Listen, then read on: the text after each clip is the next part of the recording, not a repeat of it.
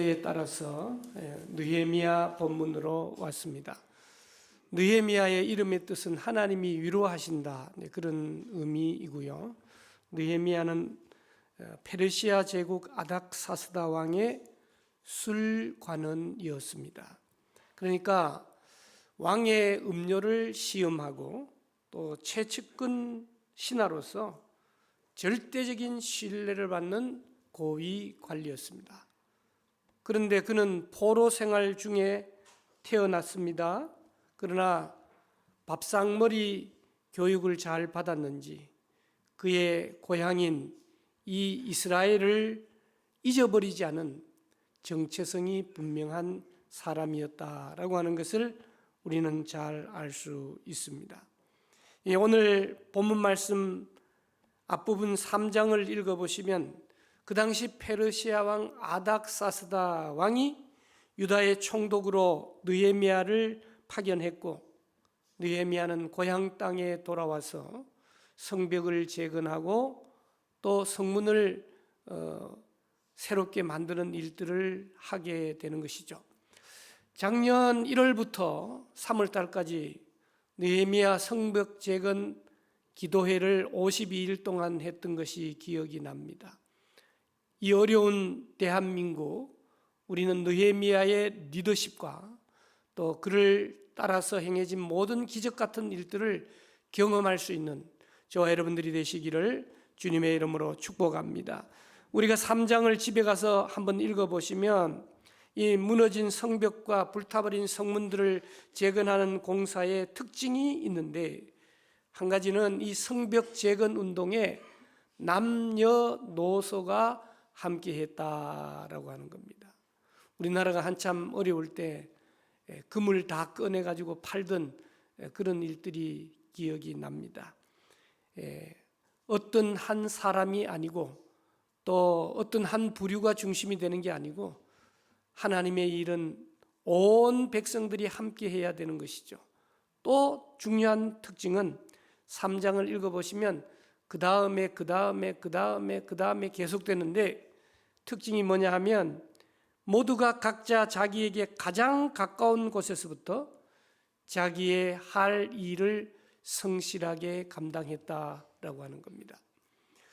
제가 지난 주간에 정신여고 이사장으로 일하기 때문에 정신여고 교사들 수련회를 한 2시간 한 적이 있습니다. 열정적인 교사와 매너리즘에 빠진 교사의 차이가 뭐냐? 그것은 바로 자기 관리다라고 하는 겁니다. 여러분, 목사들은 나름대로 스트레스가 있을까요? 억수로 많습니다. 그래서 막 욕도 합니다. 제가 평상시에 집에서 욕을 좀 하는데요. 죄송합니다. 요즘 욕 때문에 여러 가지 문제가 많아서 아주 조심합니다. 여러분, 요즘은 전화 통화를 하려고 그러면 다 녹음하기 때문에 좋은 말만 해야 돼요. 고운 말, 바른 말, 좋은 말, 격려의 말만 해야 되는 것이죠. 아주 우리의 삶이 팍팍해진 가운데 정말 건드리면 사람들이 막 욕을 하는 거예요. 교회 차량이 고장이 서너 번 나서 가는데 누굴 보고 욕을 하든지 화를 내야 되겠습니까?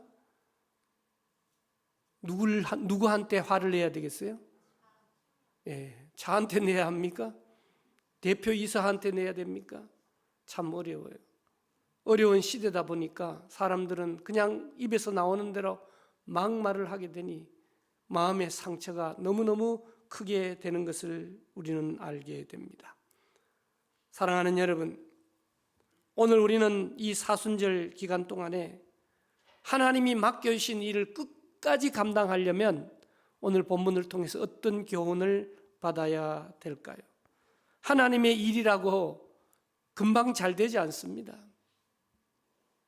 엄청난 방해와 또 공작이 있을 수가 있는 겁니다. 오늘 본문도 금방 보더라도 1절에 나오는 산발랏이라고 하는 대적과 또 3절 말씀에 등장하는 암몬 사람 도비아는 대표적인 대적자였던 것을 우리가 보게 됩니다. 예루살렘 성벽을 재건하는 일은 단순히 돌을 쌓아 올리는 일이 아닙니다. 토목공사가 아니에요. 하나님의 거룩한 백성인 예루살렘 이스라엘 백성들의 정체성을 확립하는 일이고, 더 나아가 거룩함을 지켜나가는 것이다 라고 하는 겁니다. 요즘처럼 전도하기가 힘들고요, 교회를 향해서 손가락질 당하는 일이 한두 가지가 아닌데, 우리는 우리의 몸과 마음과 행실과 말을 정말 조심하면서 전도는 못할지언정 나오는 사람들까지 실망시키지 않는 우리 서로가 되시기를 주님의 이름으로 부탁을 드립니다. 오늘 우리도 기도의 성벽, 예배의 성벽, 또 무너진 가정의 관계의 성벽이 허물어져 있는 우리의 모습을 보게 됩니다. 그러면서도 우리는 버팁니다. 여러분, 성벽을 허무는 것은 돌이 아니라 낙심인 것입니다. 하나님의 일을 감당하는데 왜 이렇게 일이 꼬이지? 의문이 들 수 있지만, 사탄은 무너진 성벽에는 관심이 없고 다시 세워지는 성벽을 두려워하고 있는 거예요. 그러므로 우리가 일독학교를 한다, 기도대와 전도대가 개강을 한다 이러면 1, 2월 달에 지붕에서 주무시던 사탄이 일어나가지고 서서히 우리를 건드립니다. 방해합니다. 우리는 이 사실을 분명히 알 때 지기이면 백전백승이 되게 될 줄로 믿습니다. 여러분, 느헤미야를 괴롭혔던 것은 물리적인 공격보다는 심리적인 공격이에요. 그 기백을 확 꺾어버리는 것입니다. 오늘날도 마찬가지입니다. 재정적 어려움과 건강의 어려움보다 더 무서운 것은 해도 안 될 것이라는 낙심이라고 하는 것입니다. 오늘 1절에서 3절에 보면 숱한 난관과 위협이 도사리고 있습니다. 산발락과 도비아와 같은 이방인들은 한두 번 방해하다 끝나는 게 아니고 끝까지 방해합니다. 이들은 유다 민족이 제 땅으로 되돌아와서 제 땅을 찾고 민족 공동체를 재건하는 일에 위협을 느꼈던 것입니다. 그래서 쫓아다니면서 말로 행동으로 성벽 재건을 중단시키려고 노력을 했던 것입니다. 일하고 있는 사람을 조롱하기도 하고, 사기를 떨어뜨리거나 회의를 갖게 만들게 하고, 공사 현장을 습격하여 유다 백성들을 살려가는 일까지 계획했던 것입니다. 온갖 위협 앞에 유다 백성들은 비장한 각오와 단결 속에서 스스로의 자기 자신들을 지켜나가며 재건의 사역을 완성했던 것이죠. 그러면 오늘 우리는 본문 말씀을 통하여 몇 가지 교훈을 얻고자 합니다. 하나님의 일을 끝까지 감당하기 위해서는 첫 번째, 반드시 들려오는 비웃음의 소리를 기도의 소리로 덮어버려야 된다. 할렐루야. 여러분, 느헤미야가 성을 쌓는다는 소식을 듣고 산발락과 도비아가 대적으로 나타납니다. 그들은 아주 비열했습니다. 조롱하는 겁니다. 그 조롱을 한번 분석해 보면 사탄이가 우리를 공격하는 패턴과 비슷합니다. 여러분, 2절 말씀에 보십시오. 1절 마지막에는 비웃기 시작하고 2절에 보면 유다 사람들을 수식하는 수식어가 미약하다. 너희는 능력이 없고 숫자가 적고 가진 것이 없다는 사실을 계속 주지시키면서 스스로 위축되게 만들어버렸다라고 하는 것입니다. 네가 무슨 부흥을 시키겠냐? 네 형편에 무슨 헌신이냐? 니네 교회 수준에 무슨 총회를 하겠느냐? 이런 얘기를 너무 많이 들으면 마음적으로 낙심할 수밖에 없는 것이죠. 여러분, 1절에서 3절을, 특별히 2절을 읽어보면 이 일을 하루에 끝내겠냐? 네가 작심했다고 하지만 3일 가겠느냐? 하면서 냉소를 보이게 되고, 더 나아가서 니네들이 쌓은 성벽에 사람이 아니라 여우만 올라가도 무너지겠다고 편마하는 것입니다. 네가 하는 봉사가 무슨 의미가 있어? 아무도 안 알아줘. 그런 속셈인 것입니다. 그러나 이런 흉흉한 비웃음에 대하여 느헤미야는 어떻게 대응하고 있는 겁니까? 한마디로 말하면 기도로 대응하고 있다 그 말이에요. 대적과 맞서 싸우거나 변명할 시간이 없습니다. 설명할 시간이 없어요. 하나님께로 수직적으로 고개를 들어 하나님께 기도하는 내용이 오늘 4절 말씀, 5절 말씀에 있지 않습니까?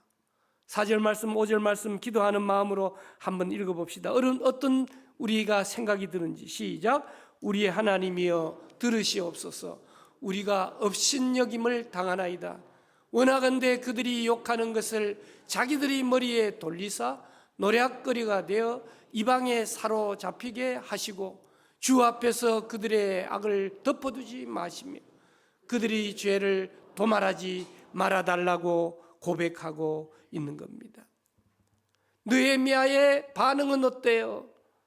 산발락과 도비아를 향해서 너 방금 뭐라 그래서 그렇게 따지지 않았다라고 하는 것입니다. 하나님을 향했다라고 하는 것입니다. 그러면서 격정적인 감정을 토로하고 있는 거예요.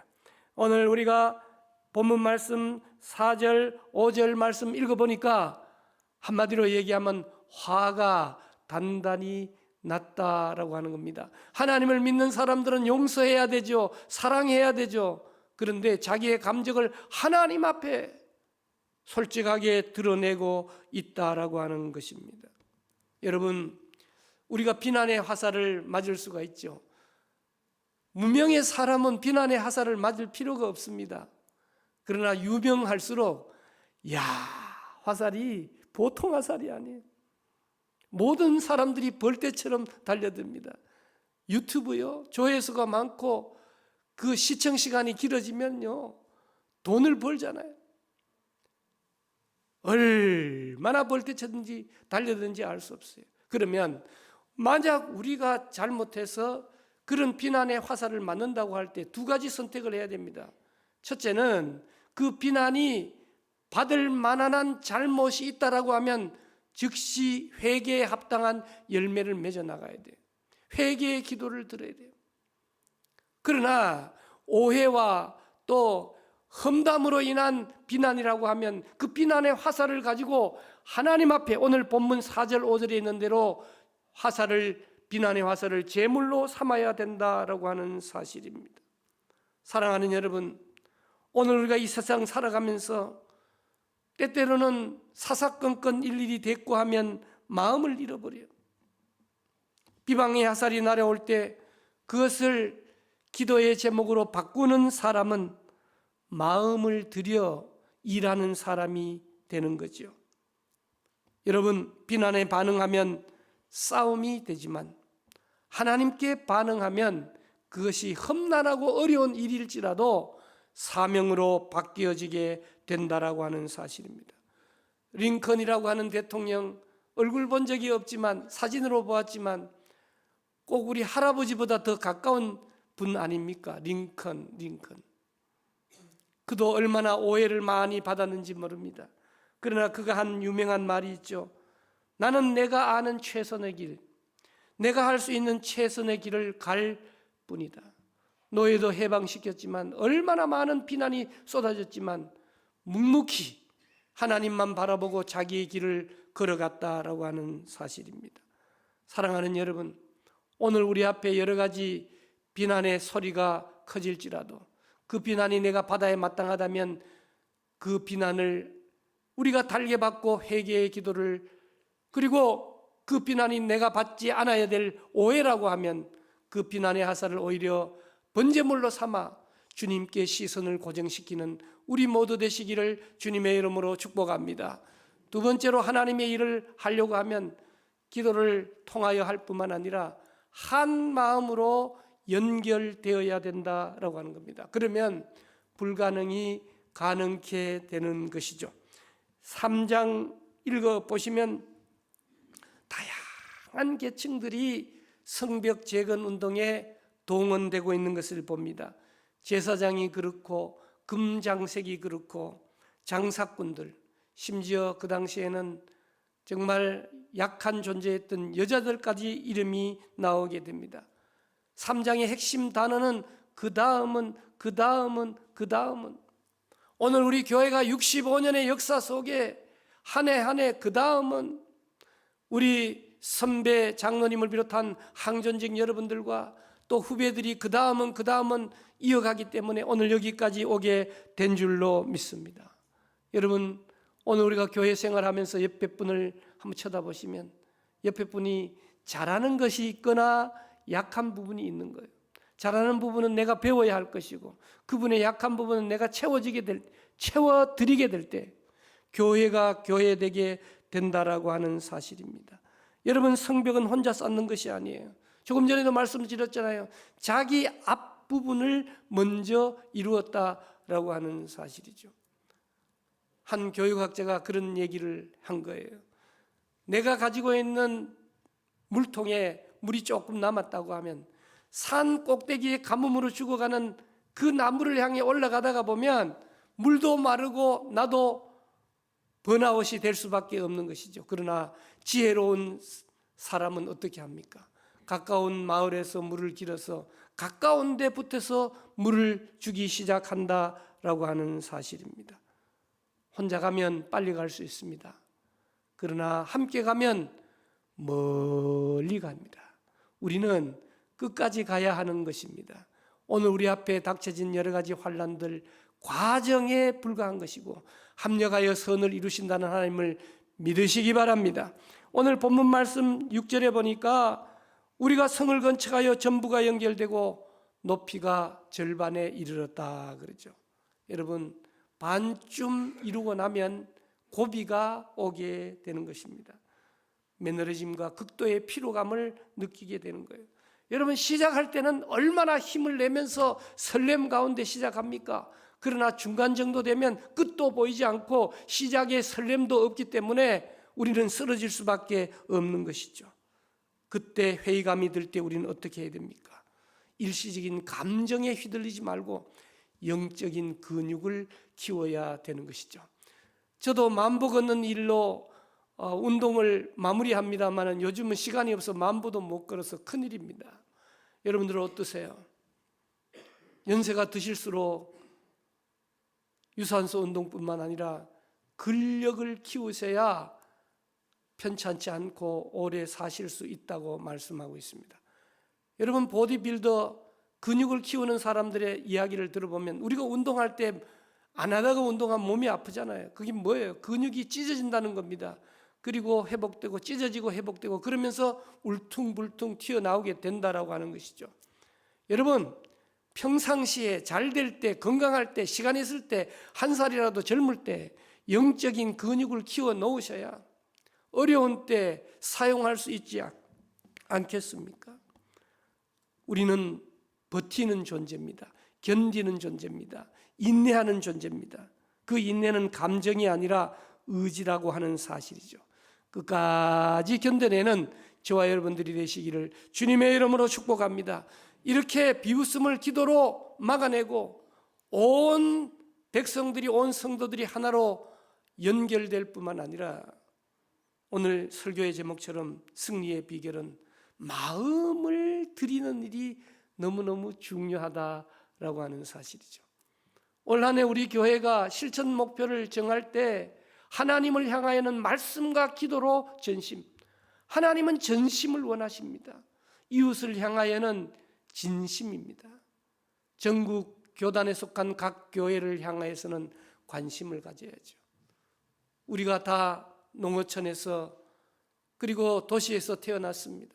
우리 모교회들이 지금 어떤 교회들은요, 교인이 없어서 재직회 서기를 80살 대신 노인이 감당하시는 교회들이 수두룩하고 지하교회, 삼각교회, 자립대상교회, 눈물 없이 들을 수 없는 수많은 교회들을 향한 관심을 우리 교회가 가져야 되겠으니까 오늘 우리 교회에 속한 성도님들 하시는 사업이 배나 더 잘 되시고 직장이 든든하시고 건강하시고 믿음이 충만하시기를 주님의 이름으로 축원드립니다. 여러분, 마음을 들여 일한다는 의미, 이 마음은 히브리어로 레브라고 하는 단어인데 그 마음은 지정의가 포함된 인격적인 헌신을 의미하고 있는 거예요.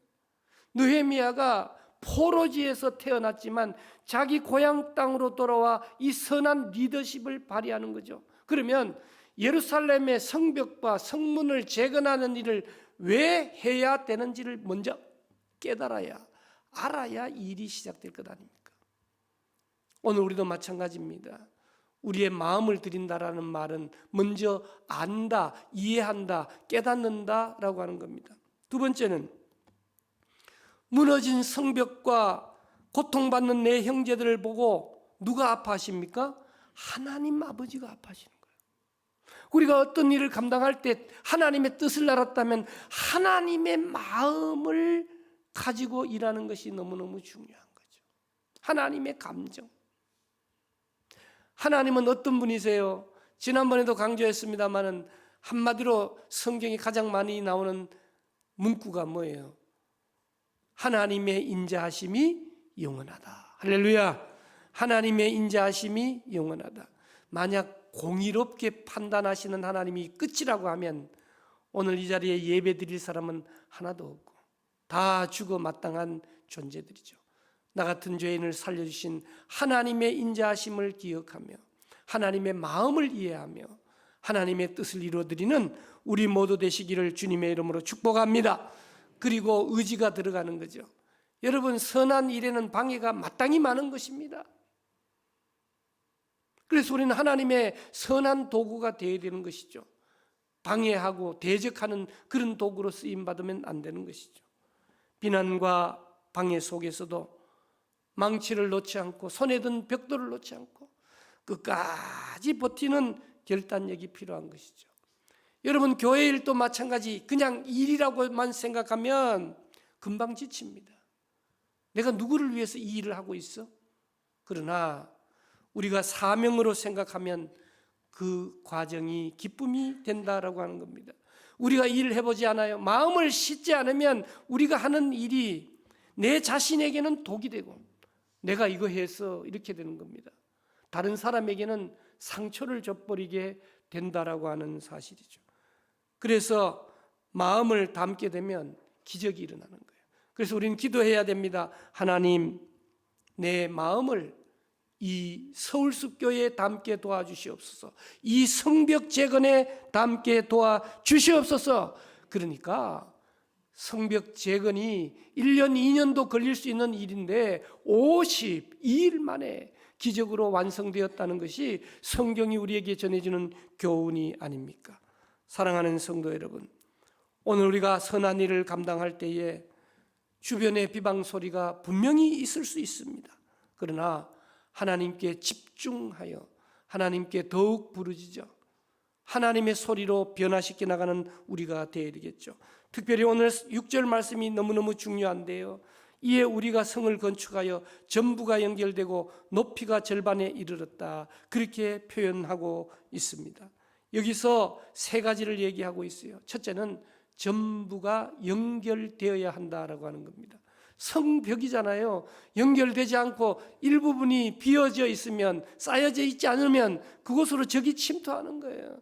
비어져 있는 부분이라도 반드시 뭘 만들어야 됩니까? 성문을 만들어서 연결되어져야 된다라고 하는 겁니다. 높이가 절반에 이르렀대요. 계획하는 것에 반 정도까지 이르게 되었다는 겁니다. 세 번째는 마지막 하반절에 나오는 대로 백성이 마음을 들였다라고 하는 겁니다. 온 백성이. 그리고 느헤미야를 쭉 읽어보면 이 성벽 재건 운동에 중요한 역할을 감당한 사람이 바로 리더다라고 하는 겁니다. 느헤미야라고 하는 거예요. 느헤미야가 왕의 파송을 받고 왔죠. 자기 포로지에 있는다 할지라도 안전이 보장되고 안락함이 보장되는데 고생을 사서 하는 거예요. 그런데도 이곳에 와서 정직하고 청령하고 솔선수범함으로 말미암아 백성들로 하여금 하나님의 일을 마무리할 수 있도록 해 주었다라고 하는 사실입니다. 사랑하는 여러분, 오늘 하나님께서 우리에게 말씀하십니다. 지금까지도 충성하고 헌신했지만 마음을 드려라. 내가 너와 함께한다 말씀하고 계십니다. 오늘 우리는 서로의 기도의 성벽을 연결시켜야 하는 겁니다. 사순절 기간 동안에 하루씩 금식하잖아요. 만약 저보고 혼자서 사순절을 다 금식하라 하면 저 같은 인생은 죽고 말 것입니다. 하루씩 금식해보면 재미있습니다. 속이 비워집니다. 우리 인생에 한계가 있음을 느낍니다. 그 다음날 밥맛이 좋습니다. 각종 질병이 떨어져 나갑니다. 할렐루야. 여러분, 교회에서 하는 일들 하고자 하면 함께 참여해 보시면 하나님께서 주신 은혜가 놀랍다는 것을 우리가 알 수 있죠. 지난 주간에 우리 당의 장로님들이 이 성경 통독 운동에 모두가 참여하자 그렇게 말씀들을 하시고 솔선수범하십니다.